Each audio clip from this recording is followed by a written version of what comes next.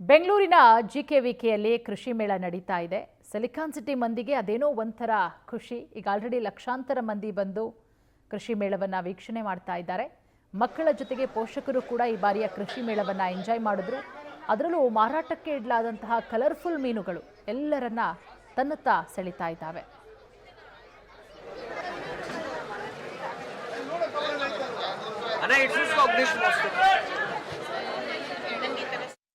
ಜಿಕೆವಿಕೆಗೆ ಬಂದಿದೆ. ಈ ಕುರಿತು ನಮ್ಮ ಪ್ರತಿನಿಧಿ ವರ್ಷಿತಾ ಅಲ್ಲಿಂದ ಒಂದು ವಾಕ್ ಥ್ರೂ ಮಾಡಿದ್ದಾರೆ. ಬನ್ನಿ ನೋಡೋಣ. ಸಾಕಷ್ಟು ವಸ್ತುಗಳು ತನ್ನತ್ತ ಗಮನವನ್ನ ಸೆಳೀತಾ ಇದೆ. ಅದರಲ್ಲೂ ಕೂಡ ಕೃಷಿ ಮೇಳ ಅಂತ ಬಂದಾಗ ರಾಜ್ಯದ ಮೂಲೆ ಮೂಲೆಯಿಂದ ಕೂಡ ಕೃಷಿಕರು ಆಗಮಿಸ್ತಾರೆ.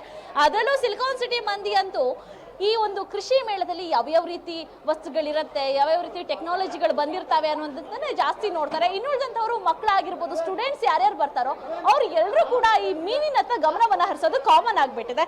ಸದ್ಯ ನಾನು ನಿಮಗೆ ದೃಶ್ಯಾವಳಿ ತೋರಿಸ್ತಾ ಹೋಗ್ತೀನಿ. ಈ ಬಾರಿ ಜಿಕೆವಿಕೆಗೆ ಎಷ್ಟು ವೆರೈಟಿ ಮೀನುಗಳು ಬಂದಿದೆ ಅನ್ನುವಂಥದ್ದನ್ನ ಸದ್ಯ ನೋಡ್ತಾ ಇರ್ಬೋದು.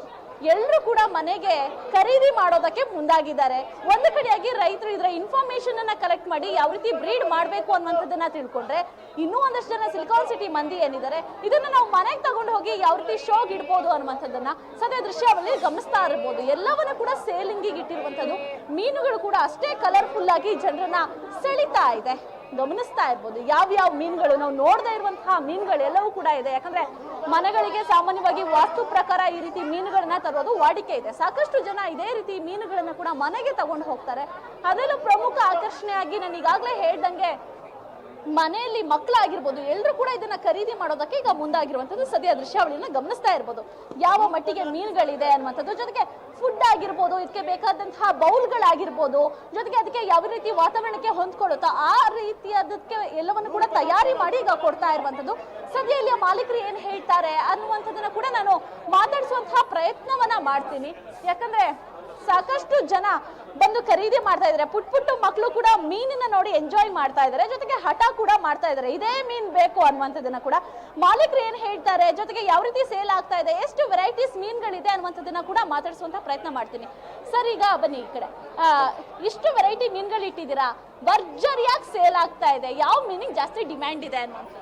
ಯಾವಲ್ಲೂ ಜಾಸ್ತಿ ಡಿಮ್ಯಾಂಡ್ ಬರೋದು ಗೋಲ್ಡ್ ಫಿಶ್, ಮಾಲೀಸ್ ಅಂತ ಕರಿತೀವಿ ಅದಕ್ಕೆ. ಮತ್ತೆ ಇವಾಗ ರೀಸೆಂಟಲ್ಲಿ ಟ್ರೆಂಡಿಂಗಲ್ಲಿ ಇರುವಂಥದ್ದು colour widow tetras and colour ಜೀಬ್ರಾಸ್ ಅಂತ ಇದೆ.